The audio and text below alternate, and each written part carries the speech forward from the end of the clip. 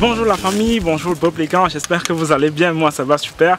Vous voyez aujourd'hui, on s'est déplacé pour le village, vous avez la belle verdure, vous avez le son de la nature, quoi de plus beau.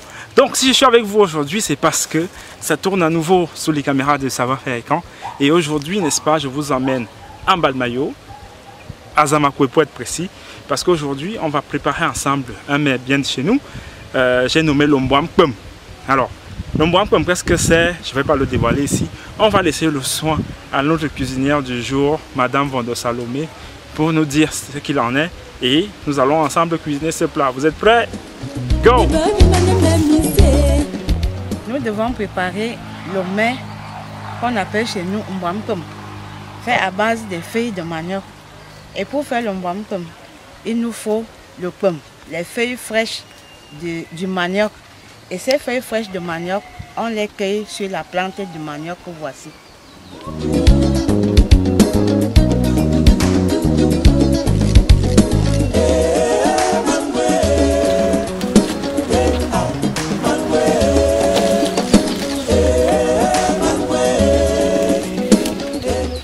Revenu avec mon pum du champ, je la prête pour le piler, pour qu'il soit prêt pour le mets à préparer.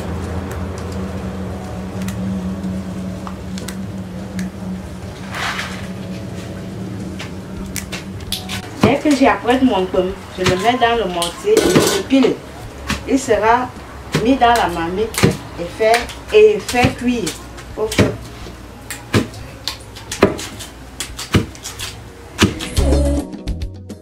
En plus de leur goût exquis, les feuilles de manioc, plante quasi magique, sont riches en vitamine B et posséderaient selon certaines études des caractéristiques antibactériennes.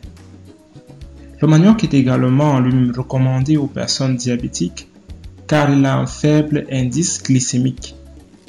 Sa forte teneur en fibres permet de ralentir la vitesse d'absorption du sucre dans le sang.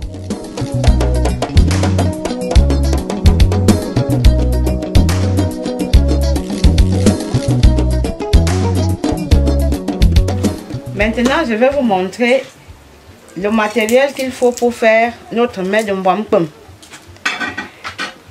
Ici, c'est les écrevisses, du piment, la pâte d'arachide, les oignons, les feuilles pour emballer, du sel. Ici, c'est la pulpe de noix. J'ai fait cuire les noix, j'ai fait une pulpe que j'ai mise au feu. Et j'ai reçu ce que vous voyez dans la marmite. Ici, c'est le pum que j'ai fait bouillir. Déjà, prêt déjà à utiliser.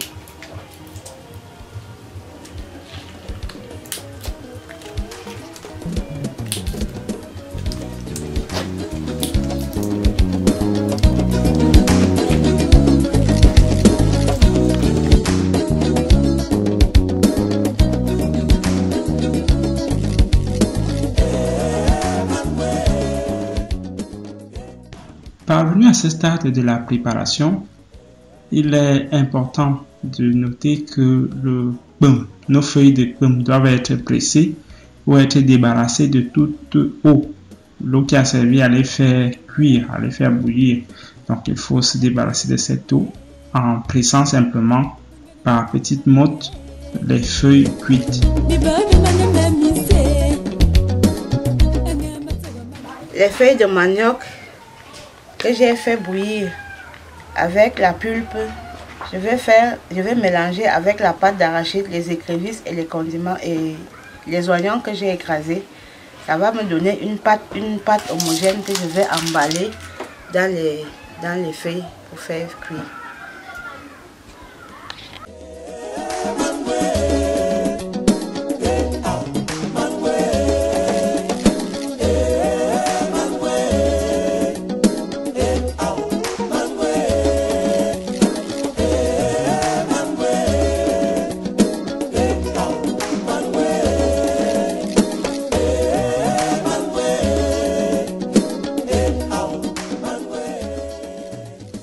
Tous les éléments rentrant dans la préparation de notre mets l'Ombouam-Pum étant plutôt pâteux, Il est donc important, n'est-ce pas, de bien les mélanger les uns aux autres pour qu'ils ne se retrouvent pas de part en part dans le mets, ce qui serait très désagréable pour ceux qui vont le consommer et donc qui réduirait son goût.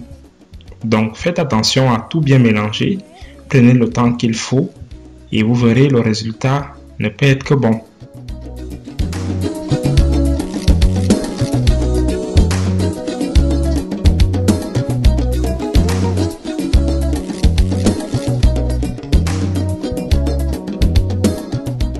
Parvenu à ce niveau de la préparation, tous vos ingrédients sont déjà pré-cuits. N'hésitez donc pas à goûter de temps en temps à votre pâte pour être sûr que le sel est à un bon niveau et que tout se passe bien. Ne craignez rien, tout est pré-cuit déjà à ce niveau, vous ne risquez aucune intoxication.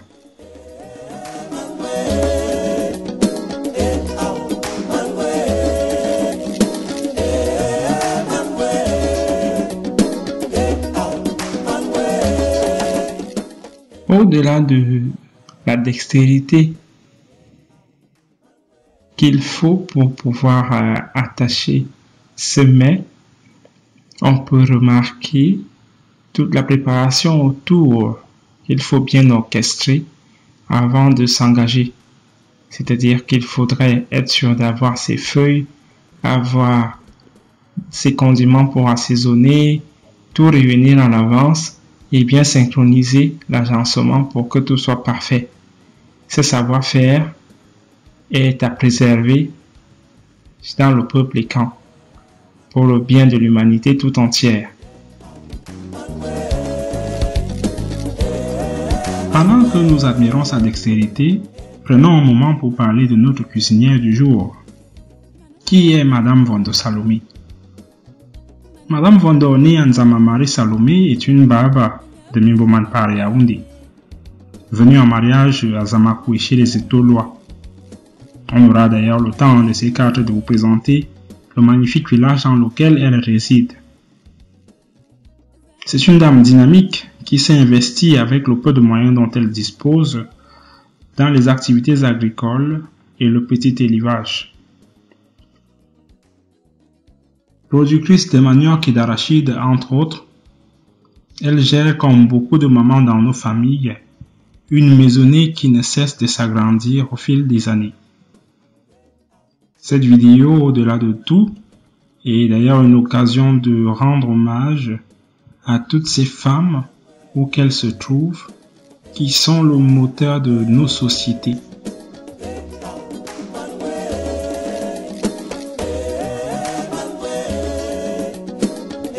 L'ombrampum, après avoir été emballé, est cuit à la vapeur, comme vous pouvez le voir sur ce feu de bois ô combien nostalgique.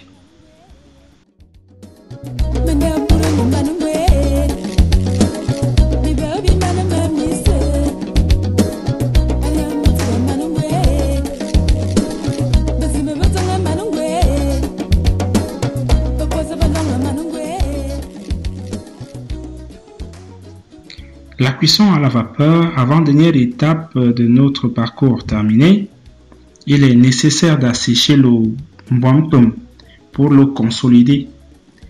Les braises issues du bois qui a servi à le faire cuire à la vapeur font bien l'affaire.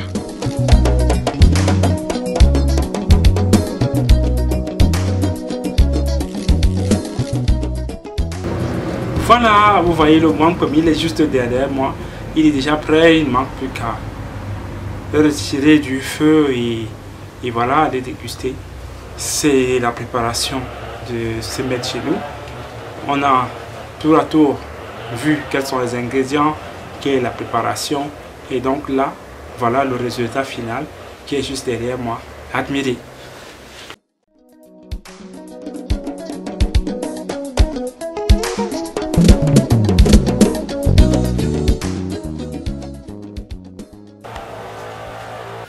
Eh bien, chers amis, voici notre mbouamtom prêt à être consommé.